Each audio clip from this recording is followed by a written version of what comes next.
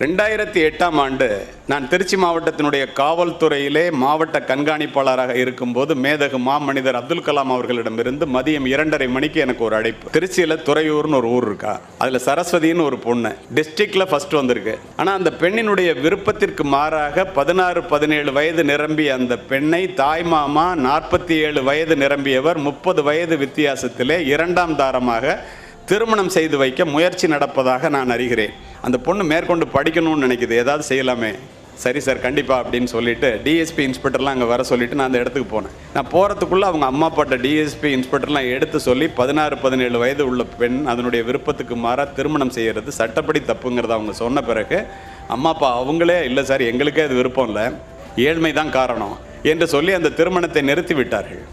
நான் சென்ற பிறகு அந்த பெண்ணிடம் கேட்டேன், என்ன படிக்கணும்னு கேட்டேன். கம்ப்யூட்டர் சயின்ஸ் படிக்கணும்னு திருச்சியில் உள்ள ஒரு மிகப்பெரிய கல்லூரியை சொன்னது. அங்கேருந்தே அந்த பிரின்ஸிபல்கிட்ட பேசினேன். அவங்கள எனக்கு தெரியும், என்ன அவங்களுக்கு தெரியும்.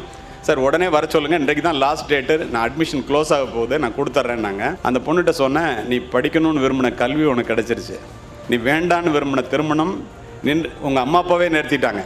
ஆனால் எனக்கு ஒன்றுகிட்ட ஒரு சந்தேகம், உனக்காக ஜனாதிபதி மாளிகையிலிருந்து அப்துல் கலாம் சார் பேசினாரே எப்படின்னு கேட்டேன். அந்த பொண்ணு சொன்னிச்சு, 4 வருஷத்துக்கு முன்னாடி நான் 8வது படிக்கும்போது என்னை கல்வி சுற்றுலா அழைச்சிட்டு போயிருந்தாங்க எங்கள் டீச்சர்லாம் சேர்ந்து. அண்ணாமலை யூனிவர்சிட்டிக்கு அப்துல் கலாம் சார் அப்போ வெறும் அணு விஞ்ஞானியாக தான் இருந்தார், அவர் வந்திருந்தார். நான் எந்திரிச்சு ஒரு கேள்வி கேட்டேன், பெண்களினுடைய முன்னேற்றத்திற்கு அடிப்படை தேவை எதுன்னு கேட்டேன். உடனே அவர் சொன்னார், எஜுகேஷன் அப்படின்னு ஒற்றை வார்த்தையிலே சொல்லிவிட்டு அமர்ந்து விட்டார். அன்றைக்கு எடுத்த புத்தகத்தை நான் கீழே வைக்கவே இல்லை சார். டிஸ்ட்ரிக்டில் ஃபஸ்ட்டு வந்த பிறகு எங்கள் அம்மா அப்பா எனக்கு கல்யாணம் பண்ணுறாங்கன்னு நான் அதிர்ந்து போய்விட்டேன். வேறு ஒன்றும் இல்லை சார், கேள்வி கேட்டவங்களுக்கெல்லாம் அவர் ஒரு கார்டு கொடுத்தாரு. அந்த கார்டில் இமெயில் ஐடியும் ஆஃபீஸ் ஃபோன் நம்பரும் இருந்துச்சு. ராத்திரி பூரா அழுது என்ன செய்யறதுன்னு யோசித்து பார்த்து காலையில் நான் தான் சார் ஜனாதிபதி கிட்ட பேசினேன்னுச்சு. நான் அதிர்ந்து போய்விட்டேன். இந்த சம்பவம் இதோடு முடிந்து போயிருந்தால் உங்களிடத்தில் நான் சொல்ல மாட்டேன். 8 ஆண்டுகள் கழித்த நண்பர்களே, அமெரிக்காவிலே ஹூஸ்டனிலே நடந்த தமிழ்ச்சங்க கூட்டத்திற்கு நான் சென்று விட்டு உரையாற்றி விட்டு கீழே இறங்கினேன். ஒரு பெண் மேடைக்கு சென்று 2 நிமிடம் அனுமதி வேண்டும் என்று கேட்டு தன்னுடைய கணவன் தன்னுடைய பெற்றோர் எல்லாரையும் மேடைக்கு அழைத்து பேச ஆரம்பிக்கின்றாள். நான் மைக்ரோசாஃப்ட் கம்பெனியில் வேலை பார்க்குறேன், ஒரு மாதத்துக்கு 4.5 லட்சம் ரூபாய் எனக்கு சம்பளம். சாரை பார்க்கறதுக்காக நான் ரொம்ப தூரத்தில் எட்டி இருந்தவ 300 கிலோமீட்டர் டிரைவ் பண்ணி வந்திருக்கேன்.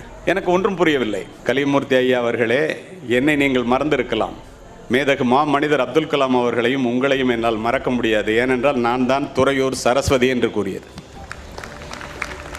அடுப்படியிலே அடைந்து போய் வாழ்க்கையை முடித்து கொள்ளக்கூடிய ஒரு பெண்ணை அட்லாண்டாவிலும் ஹூஸ்டனிலும் கொண்டு போய் நிறுத்தி இருக்கிறது என்றால் அதுதான் கல்வி. கல்வியினுடைய சிறப்பு அதுதான்.